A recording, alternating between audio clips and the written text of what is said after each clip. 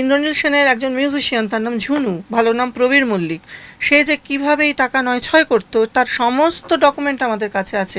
তার মেয়ে আইএনসিএ ডিপার্টমেন্টে চাকরি পেয়েছে। আর্টিস্টদের মধ্যে তৃষা পারুই সরকারি চাকরি পেয়েছে, গার্গী ঘোষ সরকারি চাকরি পেয়েছে, নাদিমুল হক হঠাৎ করে মিউজিক কলেজের অধ্যাপক হয়ে গেছে 46-47 বছর বয়সে, যে ফিশারিতে কাজ করতো কিরণময় নন্দের সময়।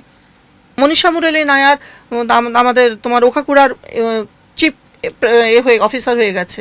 হয়তো এদের মধ্যে কারোর যোগ্যতা আছে, আমার সেখানে প্রশ্ন নয়, হতেই পারে। কিন্তু বাইরের ছেলেমেয়েরা যারা আমাদের মানে যারা পরীক্ষা দিয়ে পাচ্ছে না, অথচ এরা এদের ক্লোজ বলে চাকরি পাবে? কারণ এরা এদের, আমি এদের বলছি না, কিন্তু একটা বিশাল গ্রুপ আছে যাদের কাছে ইন্দ্রনীল সেনের টাকা যেত। টাকা দিয়ে দিল আমাকে, ধরো আমি ধরো 10টা অনুষ্ঠান পেলাম, 7,000 টাকা বাধা রেট, আমাকে বলে দেওয়া হলো তোর ব্যাংকে 7,000 টাকা যাবে, ওখান থেকে 2,000 টাকা আমাকে ব্যাক করিস। আর তোমার মিউজিশিয়ানদের বলা হতো তোর 5টা প্রোগ্রাম, একদিনে ধরো 5টা উৎসব চলছে, 5টা প্রোগ্রাম থাকবে, 4,000, ওখান থেকে তুই আমাকে 1,000 টাকা ব্যাক করিস। সরাসরি বলতেন। তার ওই নেক্সাসটা চালাতো, নাম বললাম প্রবীর ঘোষাল, ঝুনু। এই যে এই নেক্সাস, শিল্পীদেরও একটা নেক্সাস যারা আছে তারা চালাতেন, এখানেও একটা নেক্সাস চালাতেন। একজন যিনি টপে বসে আছেন তিনি সবাই, তার সাঙ্গপাঙ্গ, তার কোটাল, মন্ত্রী, শান্ত্রী, সেনাপতি, তাদের দিয়ে চালাতেন। তারা তাকে ভেট দিত বাইরের থেকে, এবং যারা সেই ভেটে রাজি হতো না তাদের উপর কোপটা পড়তো।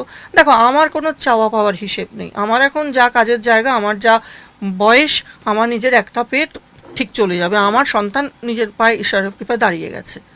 কিন্তু আমি কেন এটা নিয়ে লড়ে যাচ্ছি দীর্ঘ এতদিন ধরে? কারণ আমি চাই জায়গাটা পরিচ্ছন্ন হোক। যেভাবে আমরা ছোটবেলার থেকে সঙ্গীতের জায়গা, শিল্পের জায়গা, ফিল্মের জায়গা, সাহিত্যের জায়গা দেখে এসেছি, এই সব রাঘব বোয়াল ঢুকে জায়গাগুলোকে তছনছ করে দিয়েছে। এবং এদের আন্ডারে যেসব শিল্পী আছে এখন, যারা গিরগিটির মতো রং বদলানো শুরু করেছে, বলছে আমরা ভয় করছিলাম, কেউ ভয় করে না। কই, অনেক মানুষ তো ভয় করেনি, শ্রীলেখা মিত্র তো ভয় করেনি, বাদশা তো করেনি, চন্দন সেন তো করেনি, আমি তো করিনি।